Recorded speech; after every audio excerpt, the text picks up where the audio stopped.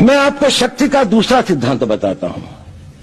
मुझे नहीं मालूम कि यह सिद्धांत मुझे बताना चाहिए या नहीं, मुझे यह भी नहीं मालूम कि यह सही है या नहीं, लेकिन क्योंकि मैं इसको मानता हूं और मुझे मालूम है कि इसके बारे में कई लोग जिनके हायर मॉरल वैल्यूज हैं शायद न भी समझते हो या न भी वो रखते हो, लेकिन एक मेरा विचार है, चाहे तो इस पर विचार करें। सब नहीं तो कुछ न कुछ लोगों को शायद इस विचार से कुछ सोचने की और कुछ करने की प्रेरणा मिलेगी।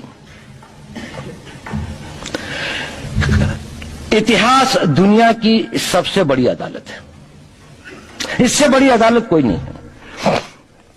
सुप्रीम कोर्ट में क्या हुआ, हाई कोर्ट में क्या हुआ, लड़ाई के मैदान में क्या हुआ, इलेक्शंस में क्या हुआ, ये सब बातें आती हैं चली जाती हैं, बाद में रह जाता है केवल इतिहास। और इतिहास का निर्णय हमेशा उसके पक्ष में गया है जो शक्तिशाली था। इसने कभी उसका साथ नहीं दिया जो न्याय के साथ था, जो सही था। अगर ऐसा होता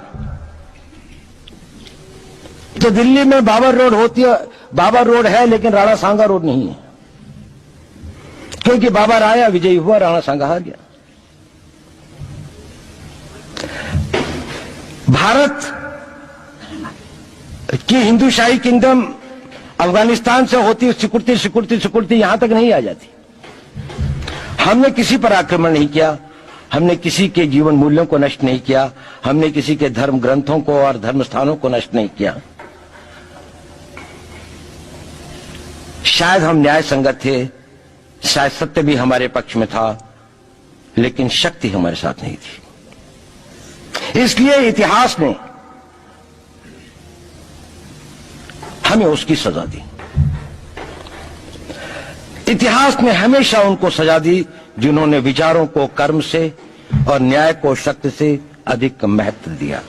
अब मैं ये नहीं कह रहा हूं कि उसको उसकी तिलांजलि कर देनी चाहिए, ये नहीं है कि न्याय का अपना महत्व नहीं है, लेकिन यदि कॉन्फ्लिक्ट ऑफ इंटरेस्ट हो तो शक्तिशाली बनना ज्यादा आवश्यक है। भारत धर्मगुरु भी तभी बनेगा जब एक शक्तिशाली भारत का निर्माण होगा। जिन लोगों ने भारत के ऊपर आक्रमण किया, भारत के ऊपर राज किया, इस प्रकार से राज किया कि राज करते वक्त, जाते वक्त अपने गुलामों से कह दिया कि तुम राज कर लो, हम तो जा रहे हैं, तो यहां पर गुलाम वंश भी बन गया। अगर हम लड़ाई के वॉरफेयर के उसूलों से देखें कि किसी भी राष्ट्र की जो कॉम्प्रिहेंसिव स्टेट पावर होती है, किन चीजों से वो लड़ाई लड़ता है, जिसको हम कहते हैं कि ये शक्तिशाली है, दूसरा शक्तिशाली नहीं है, क्या वो अवयव होते हैं उसके, क्या घटक होते हैं उसके।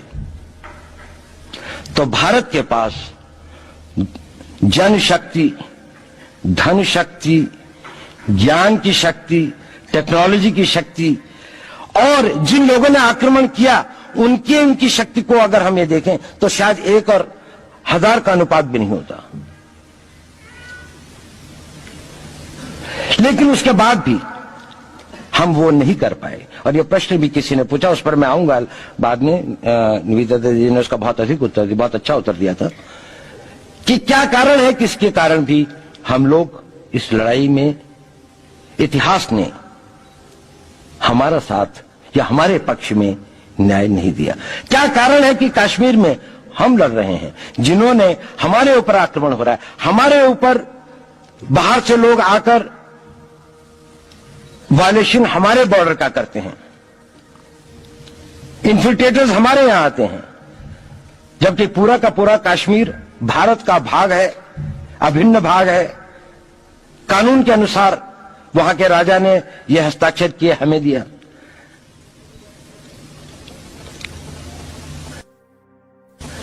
क्या कारण है कि करोड़ों की संख्या में बांग्लादेश से लोग भारत में आते हैं, हम बाड़ लगाते हैं, वो लोग वहां से मना करते हैं कि आप हमारे आदमियों को आने दीजिए, और हम कुछ नहीं कर पाते। और भारत में 2 करोड़ नागरिक रहते हैं। हम हर एयरपोर्ट के ऊपर में इमिग्रेशन की चेक पोस्ट लगाते हैं कि कहीं पर कोई एक आदमी बिना पासपोर्ट के या बिना वीजा के भारत में प्रवेश न कर जाए।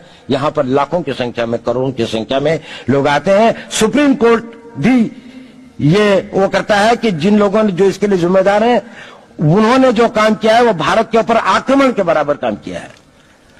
और वही सरकार उस सुप्रीम कोर्ट के 25 जुलाई 2005 के निर्णय के 3 दिन के अंदर में एक नया अध्यादेश जारी करके उन सारे के सारे कानूनों को फॉरेनर्स एक्ट के अंदर में इनकॉर्पोरेट कर लेती है, क्योंकि जो वो आईएमडीटी एक्ट था उसको सुप्रीम कोर्ट ने नल एंड वॉइड कर दिया।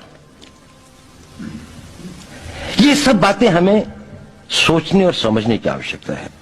एक कारण, मैं ज्यादा चीजों में नहीं जाना चाहता, इतना समय भी नहीं होगा, कि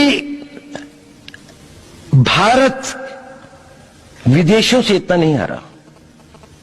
अंग्रेजों ने भारत के खिलाफ कोई लड़ाई ऐसी नहीं जीती जिसमें कि अंग्रेजों की फौज में भारतीय सिपाही नहीं थे। चाहे वह पहले बंगाल नेटिव आर्मी थी, 1857 के अंदर में सिखों और गुरखास ने उनका साथ दिया। जब सिखों से लड़ाई हो रही थी तो बाकी लोगों ने उनका साथ दिया। हमेशा नेटिव आर्मी उनके साथ थी।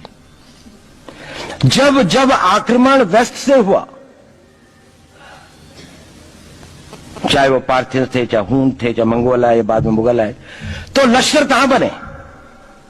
वो तो थोड़े से लोग आए थे। लश्कर बने काबुल में, जिस वक्त वो इस्लामाइज भी नहीं हुआ था, लाहौर में, सरहंद में। हिंदुस्तानियों को हराया है तो हमेशा हिंदुस्तान के लोगों ने साथ नहीं दिया देश का। और दर्द है तो केवल इसी बात का। भारत के इतिहास में अगर दर्द केवल इस बात का नहीं है कि विदेशियों ने हमारे साथ क्या किया, उनका तो हम मुकाबला कर लेते। दुख इस बात का था कि हमारे सभी लोगों ने साथ नहीं निभाया और साथ नहीं दिया। और इसकी फीलिंग आज भी मुझे इस देश में होती है। और भारत को आंतरिक बाह्य शक्तियों से जो सबसे बड़ा खतरा है, वो खतरा इस बात का है कि हमारे अपने लोग ही कहीं राष्ट्र की सुरक्षा, राष्ट्र की अस्मिता, राष्ट्र के गौरव का सौदा न कर बैठे, अपने आज के सुख के लिए अपने भविष्य को अंधकारमय न कर दें। और इसके लिए जो जागरूकता चाहिए, इसके लिए जो ताकत पैदा करनी है, वो ताकत केवल समाज के अंदर भी पैदा की जा सकती है। दोस्तों, दिल्ली में आम आदमी पार्टी की सरकार रोहिंग्या मुसलमानों को निशुल्क बिजली, पानी और घर उपलब्ध करवा रही है। सरिता विहार और मदनपुर खादर के लोगों का कहना है कि विधायक अमानतुल्लाह खान सभी रोहिंग्या मुसलमानों के आधार कार्ड भी बनवा रहे हैं। बता दें कि 13 जून को सरिता विहार के मदनपुर खादर में जो कुछ देखने को मिला वो भारत के लिए किसी भी हाल में ठीक नहीं है। उस दिन दिल्ली सरकार और उत्तर प्रदेश सरकार के अधिकारी उन रोहिंग्या मुसलमानों के लिए तू मैं कर रहे थे जिन्हें एक साजिश के तहत वहां बसाया गया था। इस तू मैं में स्थानीय विधायक और हमेशा विवादों में घिरे रहने वाले अमानतुल्लाह खान का शामिल होना और भी शर्मनाक था। उस दिन उन्हें देखने के बाद ऐसा लग रहा था कि जैसे वो भारत के जनप्रतिनिधि ना होकर रोहिंग्या मुसलमानों के प्रतिनिधि हैं, प्रवक्ता हैं और संरक्षक हैं। मदनपुर खादर और कालिंदी गुंज में उत्तर प्रदेश सरकार की सिंचाई विभाग की जमीन पर स्थानीय कुछ मुसलमान नेताओं ने रोहिंग्याओं को बसा दिया था और इन्हें दिल्ली सरकार राशन, बिजली और पानी मुफ्त में दे रही है। ये भी कहा जा रहा है कि इन सब के लिए केजरीवाल की पार्टी के स्थानीय विधायक अमानतुल्लाह खान इनके आधार कार्ड भी बनाने की तैयारी कर रहे हैं। तो दोस्तों, सवाल ये उठता है कि क्या दिल्ली की सरकार घुसपैठियों के साथ है? आखिर ये अवैध तरीके से देश में घुसे रोहिंग्या मुसलमानों का इतना समर्थन क्यों कर रही है? इस पर भारतवासियों को सवाल उठाना चाहिए या नहीं? आपने राष्ट्रीय सुरक्षा सलाहकार अजीत डोभाल जी को सुना, जिन्हें भारत का जेम्स बॉन्ड भी कहा जाता है। अगर आप भी उनकी बातों से सहमत हैं तो इस वीडियो को लाइक करने के साथ साथ ज्यादा से ज्यादा लोगों तक इस वीडियो को शेयर करें, क्योंकि जागरूकता फैलाने से ही फैलती है। और अगर आपने अभी तक हमारे चैनल अखंड हिंद को सब्सक्राइब नहीं किया है तो अभी सब्सक्राइब करें, क्योंकि आपका साथ भी बहुत जरूरी है। आपने वीडियो को अंत तक देखा, इसके लिए आपका बहुत बहुत धन्यवाद। जय हिंद, जय भारत, वंदे मातरम।